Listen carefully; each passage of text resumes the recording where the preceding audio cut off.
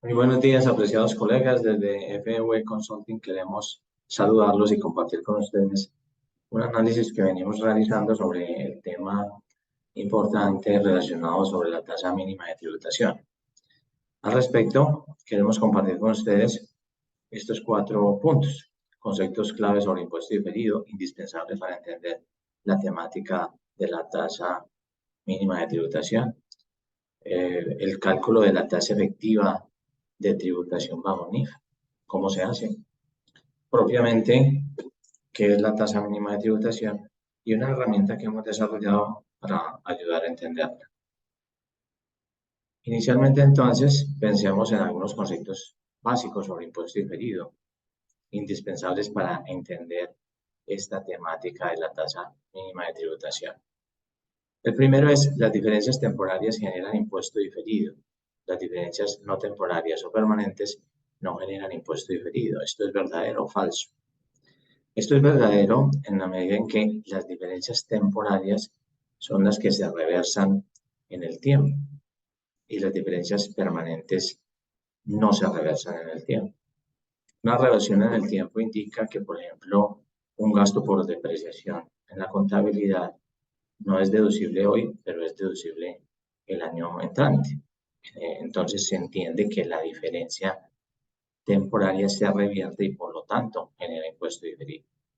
Y una diferencia, un ejemplo de una diferencia permanente podría ser el 50% del gravamen a los movimientos financieros que no es deducible.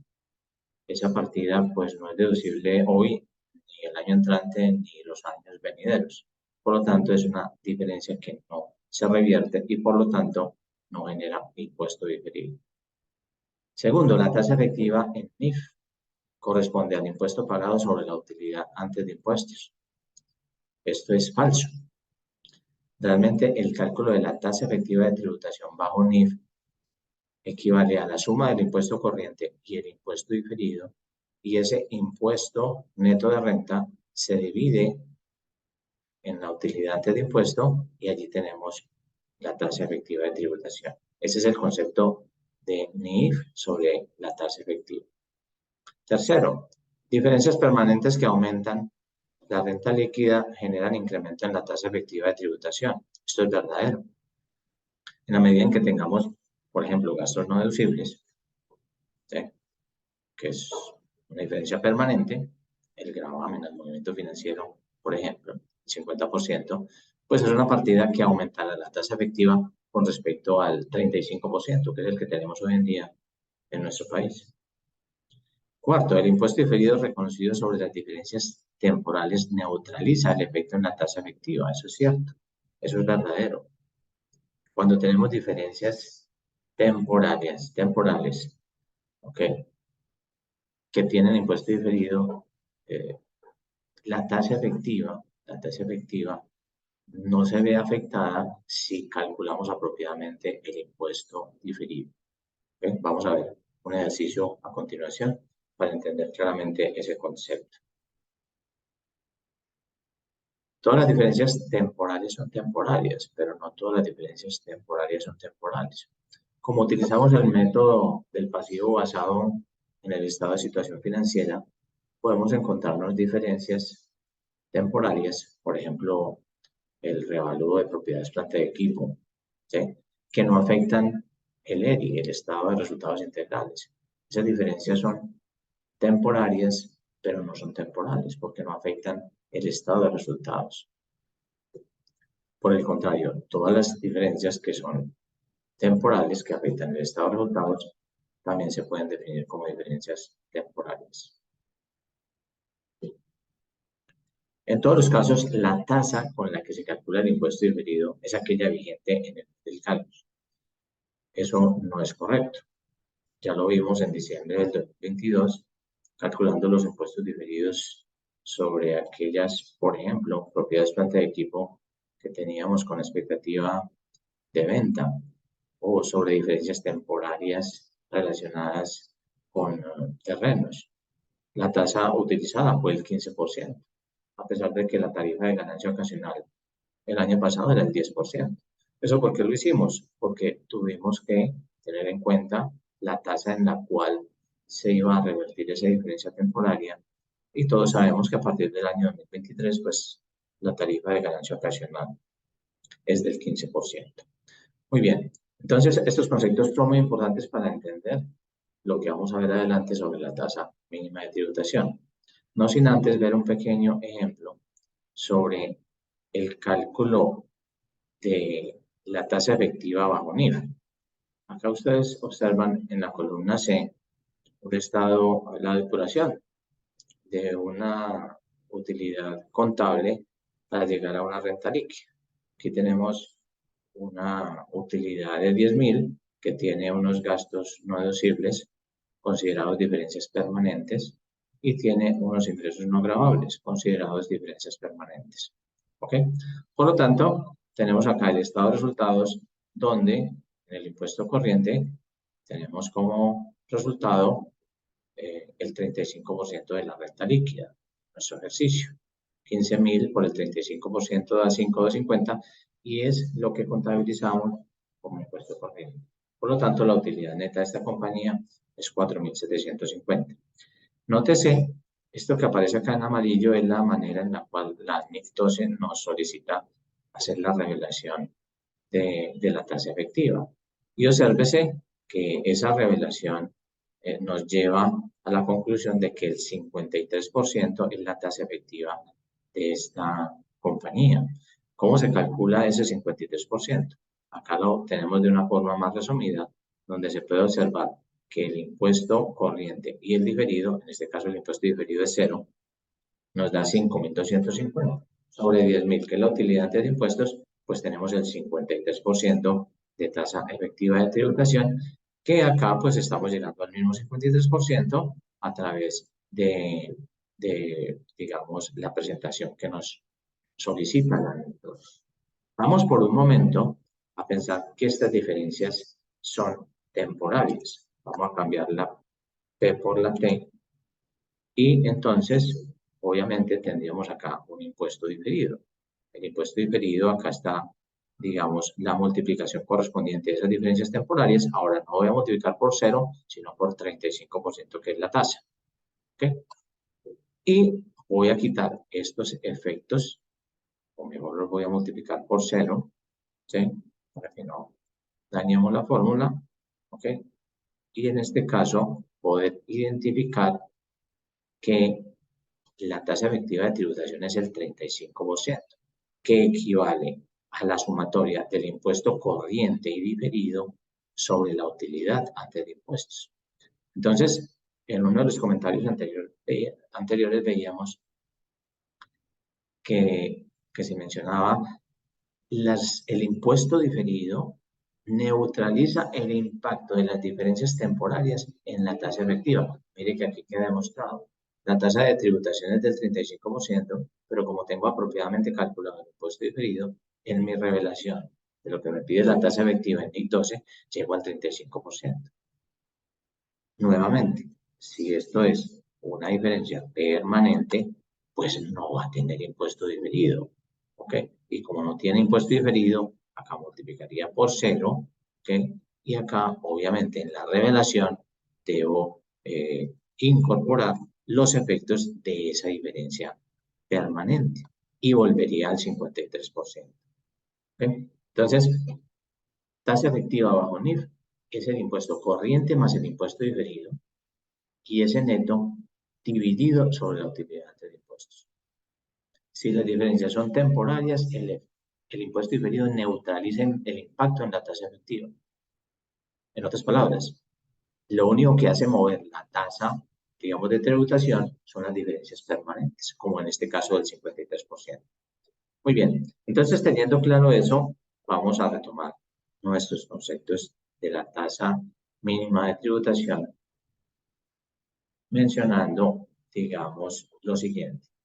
Este es el artículo 10 de la ley 2277, ¿sí? Que obviamente en su parágrafo 6 nos trae todo lo relacionado con la tasa mínima de tributación. Y pues no voy a leerlo detalladamente, voy solamente a hacer referencia a lo que está en amarillo, que es lo más relevante. Digamos que esto aplica a todos los contribuyentes de impuestos sobre la renta. Por lo tanto, el régimen siempre no está allí, por ejemplo. podríamos ir concluyendo. ¿Ok? Podríamos ir concluyendo que también entra en las zonas francas, porque entra, digamos, los contribuyentes que están detallados en el artículo 240-1, zona franca. Mire que este artículo nos habla de utilidad financiera o depurada, ¿ok? Entonces, claramente nos hace referencia a la utilidad de la contabilidad, ¿ok? Como base para la depuración. Y nos habla de tasa tributaria, tasa de tributación depurada, ¿ok? Como un concepto que implica, pues obviamente, partir de unas cifras contables y llegar a unas partidas depuradas. Y nos dicen que esa tasa no puede ser inferior al 15%. Si es inferior al 15%, hay que ajustarla hasta que sea el 15%. Y nos habla pues del concepto de impuesto depurado, que deberíamos entender es una cifra que está en la contabilidad y que la llevamos a una cifra de impuesto depurado. Lo mismo que con la utilidad depurada.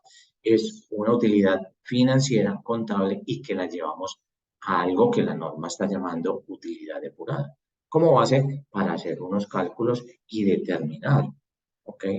Ese 15%, si estamos por debajo del 15% o si estamos por encima del 15%. Si estamos por debajo del 15%, hay que ajustar la tributación a través de un impuesto adicionado al 15%. Es importante que tomemos de referencia esta definición de impuesto neto de renta. Impuesto neto de renta. ¿Ok? Como lo observamos al calcular la tasa efectiva en NIF, sumamos el impuesto corriente y el impuesto diferido como base para dividir ese numerador sobre la utilidad antes de impuestos y tomar la tasa efectiva, así como lo revisamos allá en el ejercicio anterior. Sin embargo, este término impuesto neto de renta podría llevar a alguien a tomar directamente el dato del impuesto corriente, porque en el formulario 110 hay una casilla que se llama impuesto neto de renta y hace referencia al impuesto corriente calculado después de los descuentos tributarios. Ahí hay un tema muy importante que requiere, digamos, reglamentación y aclaración, porque si tomo este concepto de impuesto neto de renta como la cifra de la declaración de renta, pues obviamente voy a llegar a unos resultados muy diferentes a si tomo el concepto de impuesto neto de renta bajo la definición contable que les comentaba que se tiene bajo NIF para el cálculo de la tasa efectiva. ¿Okay? Impuesto neto de renta incluye el impuesto corriente y el impuesto diferido. Más adelante vamos a particularizar sobre esta inquietud que creo que es una de las más significativas en este análisis. Nos habla de la utilidad UC como utilidad contable o financiera antes de impuestos. Clarísimo, y va en consonancia con lo que estamos hablando. Si yo voy a depurar algo, pues parto de las cifras contables y llego a unas partidas base para este cálculo. Se ve muy claro en el UC, utilidad contable. ¿Okay? Así como también debe verse claro para, digamos, el concepto de impuesto depurado. Yo debo partir de un dato contable para llegar a un impuesto depurado base para estos cálculos. El DPARL hace referencia a las diferencias permanentes consagradas en la ley y que aumentan la renta líquida. ¿Sí? Ya sabemos que es una diferencia permanente y por qué el legislador de alguna forma tomó las permanentes y las que aumentan la renta líquida. ¿Sí? Porque ya sabemos el efecto que ellas tienen. Ellas son las que generan un incremento con respecto a la tasa, digamos, establecida en el país, en nuestro caso del 35%. Si yo tengo diferencias permanentes que aumentan la renta líquida, pues la tasa, digamos, efectiva aumentará y en este caso, pues también debería aumentar la tasa mínima de tributación. ¿Ok? Muy bien. También dentro de las definiciones que tenemos en la ley 2277, nos encontramos con el impuesto adicional, que es aquel, entonces, que se requeriría para llegar a que la fórmula nos dé el 15%. ¿Ok? Y nos habla también la norma de que los contribuyentes pues, están sujetos que no requieren presentar estados financieros consolidados deben aplicar esta normatividad. Y si requieren aplicar si requieren hacer estados financieros consolidados, pues la forma de cálculo será un poquito diferente, será pues obviamente considerando la sumatoria de todas las compañías, su tasa mínima de tributación y luego proporcionalizar ese impuesto adicional en aquellas compañías colombianas que tengan renta líquida positiva. ¿Sí? Digamos que el interés fundamental y para tener claro como el concepto de este análisis que estamos trabajando al respecto es llegar a esta herramienta que tenemos aquí para ustedes, para poder revisar estos conceptos a los cuales hemos venido haciendo referencia. En esta hoja, en la columna C, se encuentra un estado de resultados del año 2023, obviamente porque esto no aplica para el año 2022, esto será del 2023 en adelante.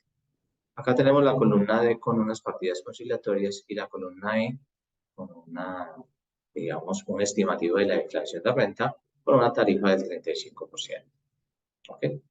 Aquí tenemos, pues, ingresos de actividades ordinarias, ingresos de rentas pasivas de entidades controladas del exterior, que luego les voy a decir para qué lo vamos a utilizar en esta herramienta. Tenemos acá una utilidad antes de impuestos desde el punto de vista contable y una renta líquida desde el punto de vista fiscal. Y acá tenemos el cálculo del impuesto de renta corriente, que equivaldría al 35%. ¿Ok? Aquí hay unos condicionales, unas formulaciones, pero luego les voy a indicar para qué nos sirve. Paso entonces a mi estado de resultado de los 175 y tendré acá una utilidad neta. Aquí también hay unos espacios para ciertos conceptos que vamos a ir analizando. En esta parte en verde, digamos que es lo único que vamos a ir modificando de esta herramienta y vamos a ir analizando qué pasa con las diferentes situaciones que vamos a ir planteando. Tengo acá la fórmula de la utilidad depurada. La utilidad depurada, ya sabemos que es la utilidad contable o financiera, ¿ok? En este caso, más las diferencias permanentes consagradas en la ley y que aumentan la renta líquida, ¿ok? Menos los ingresos no constituidos de renta y ganancia personal que afectan la utilidad contable, ¿ok? Menos el valor del ingreso de método de participación del respectivo año gravable, ¿ok? Y así sucesivamente como lo detalla la depuración de la fórmula según lo establece el artículo 10 de la ley 2277 en su parágrafo sexto. Y lo mismo para el impuesto depurado. Ahí tenemos la definición y en la parte inferior está la desagregación de los conceptos con unos números y unos espacios que enseguida vamos a trabajar. Tengo entonces la tasa de tributación depurada, que es el impuesto depurado sobre la utilidad depurada. En nuestro caso, como no tenemos ninguna variable, nos está dando el 35%. ¿Sí? Vamos a hacer el ejercicio de la siguiente manera, no sin antes tener en cuenta que en la parte inferior ahí también hay un estimativo del impuesto a adicionar.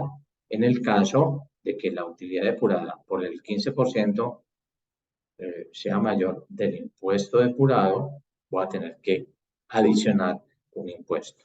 En este caso, no hay que adicionar ningún impuesto, pues porque obviamente, digamos que acá está una situación, digamos, totalmente plana. ¿Ok? ¿Cuál va a ser el ejercicio que vamos a hacer entonces? Voy a permitirme fijar, ¿ok? Esta parte, voy a fijarla acá, ¿ok? Para que nos vamos moviendo en la parte superior de la fórmula y vamos mirando qué pasa abajo con la tasa de tributación. O sea, si bajo esto acá un poquito, usted se dará cuenta que aquí está el 35% y voy a ir haciendo cambios arriba. Voy a ir haciendo cambios únicamente en la parte que está en verde con el propósito de que vamos mirando los efectos. ¿Ok?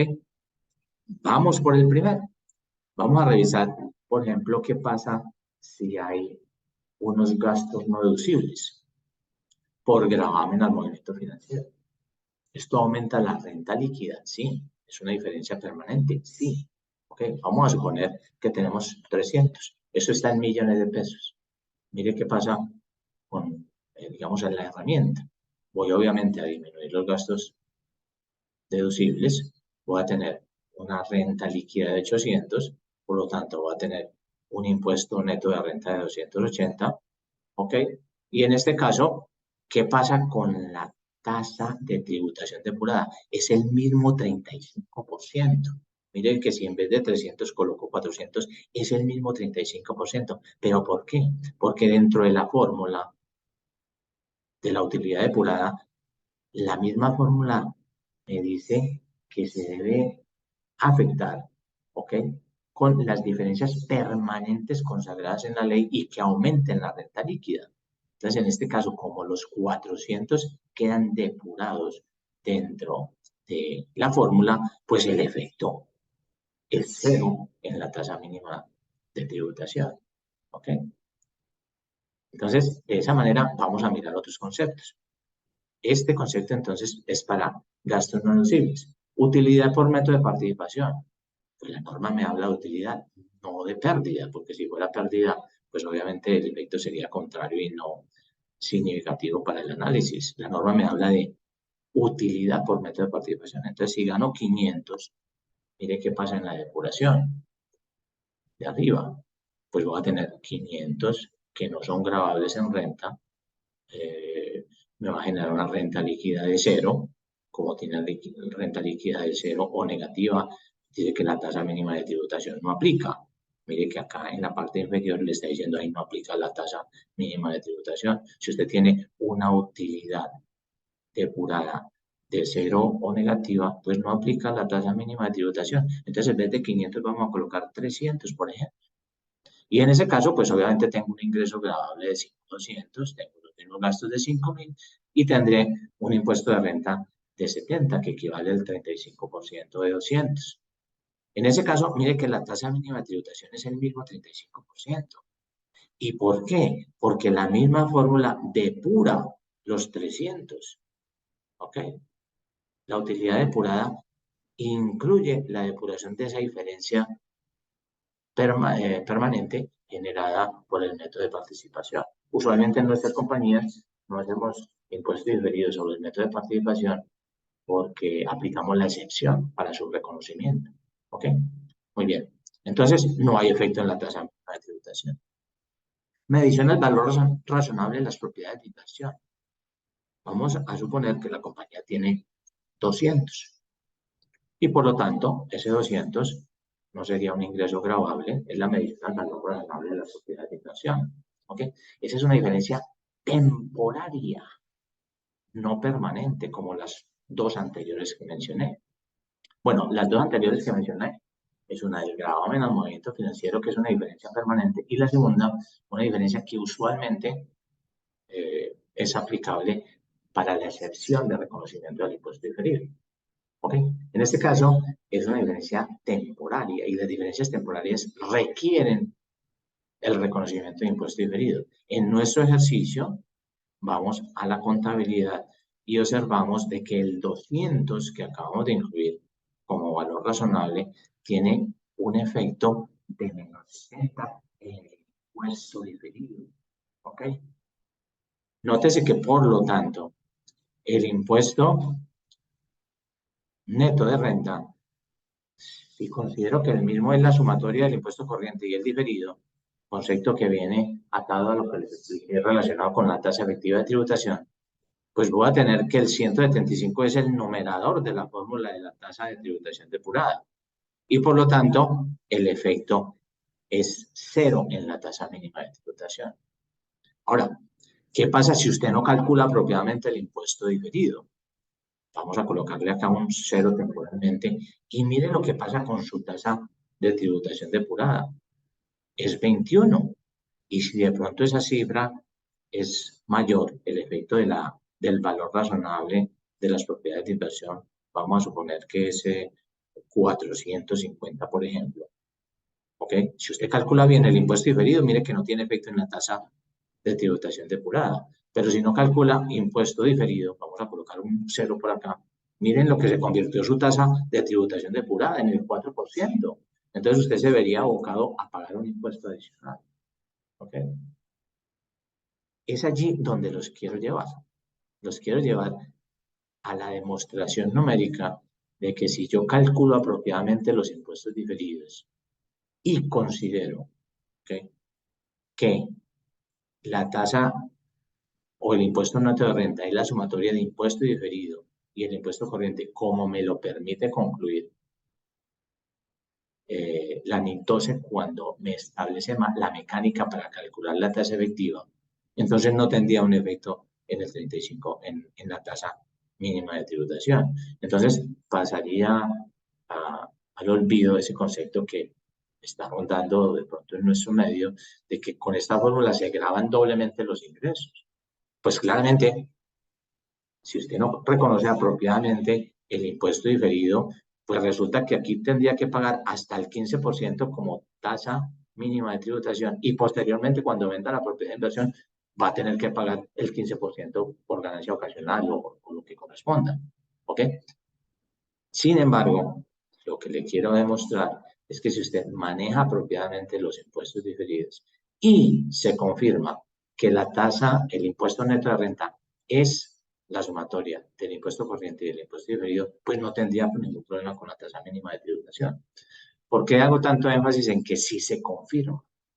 Porque pues claramente si usted exegéticamente toma la palabra impuesto neto de renta y se va para el formulario 110 y toma el impuesto corriente, que en este caso es 18, y no toma el impuesto diferido, pues claramente la tasa mínima de tributación le llega al 4% y usted se ve en la problemática del 15%.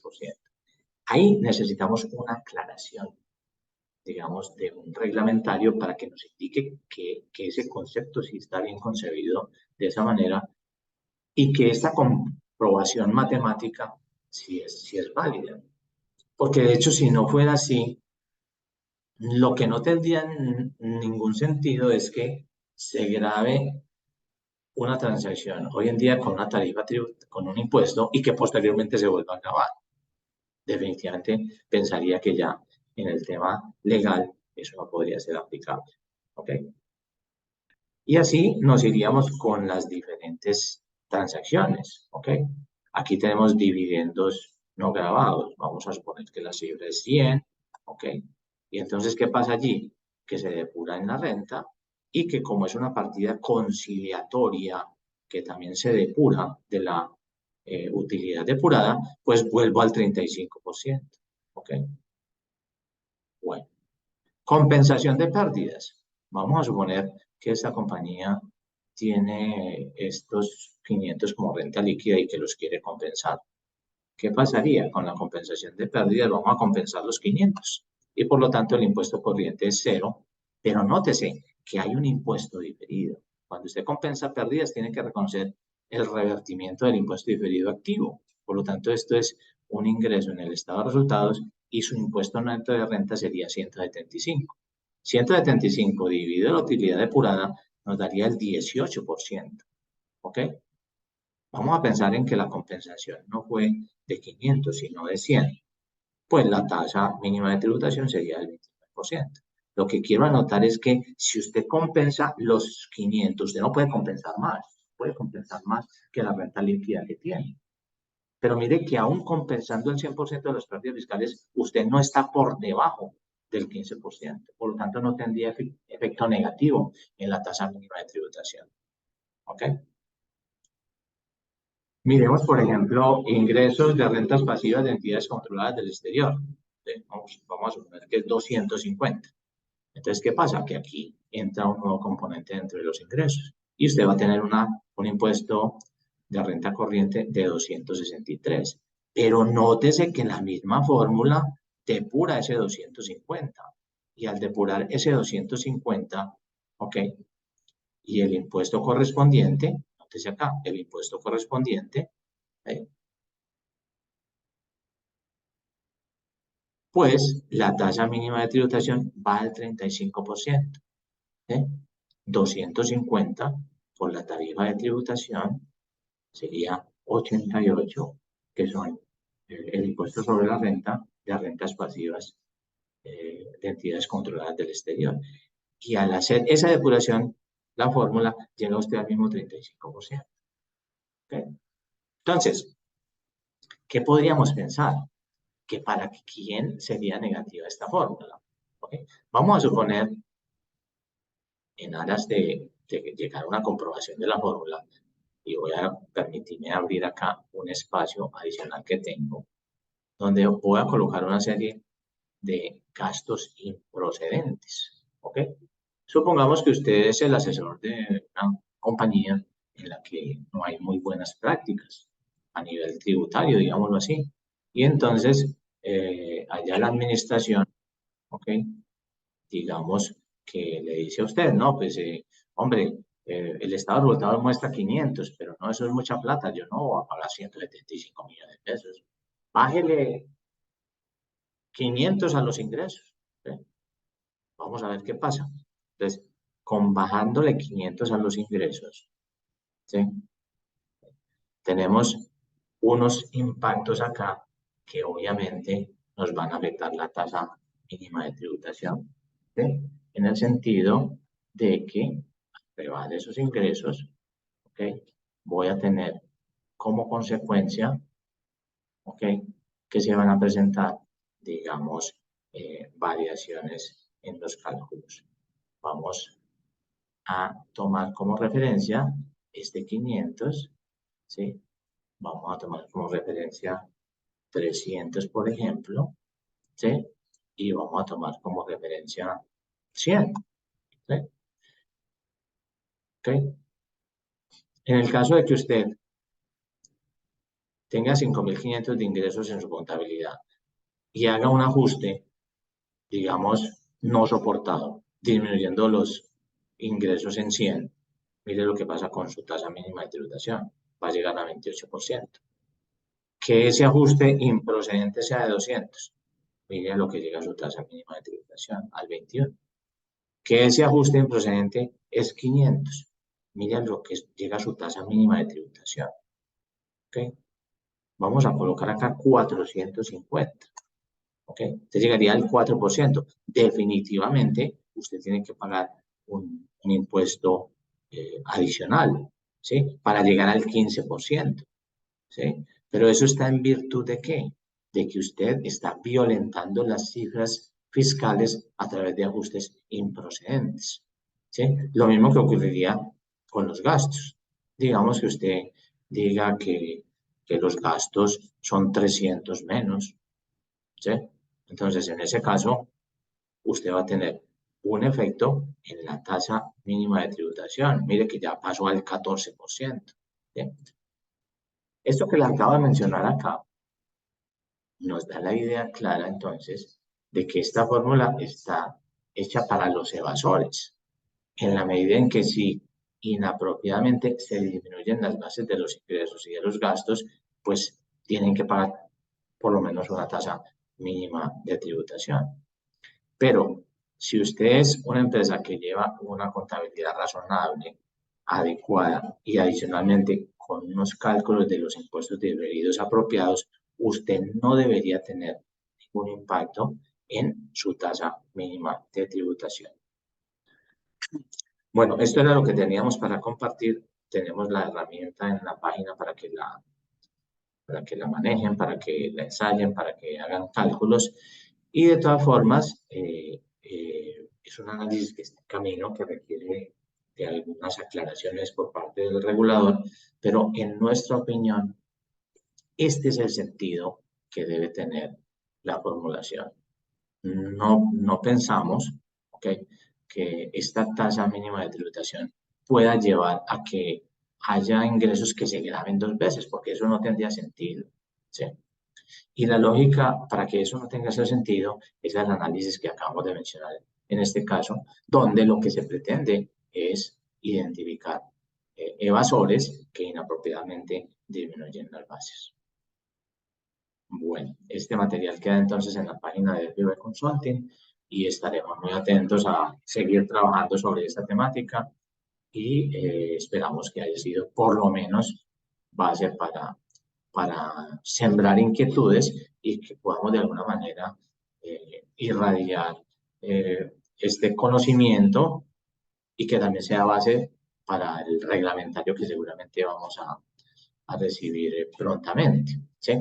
Porque no es solamente decir esa fórmula genera más impuestos y punto, no. Yo creo que lo importante es entender la fórmula, buscar la lógica e identificar qué aspectos de pronto no son muy sólidos a nivel de definiciones y tal, y concretarlos para que obviamente tengamos una norma que sea válida y que realmente, digamos, se justifique su aplicación en la medida en que si la contabilidad está bien llevada, los impuestos diferidos están bien llevados, pues no hay por qué usted temer de que tenga que pagar un impuesto adicional, porque es que mire que entre el 35, que es la tasa de impuesto ordinaria, y el 15 hay una diferencia significativa. No tendría sentido que una fórmula venga y nos diga que entonces hay que pagar impuesto sobre el mismo concepto en dos ocasiones, ¿no? Entonces el fondo de esto tiene que ir, en nuestra opinión, en busca de evasiones o,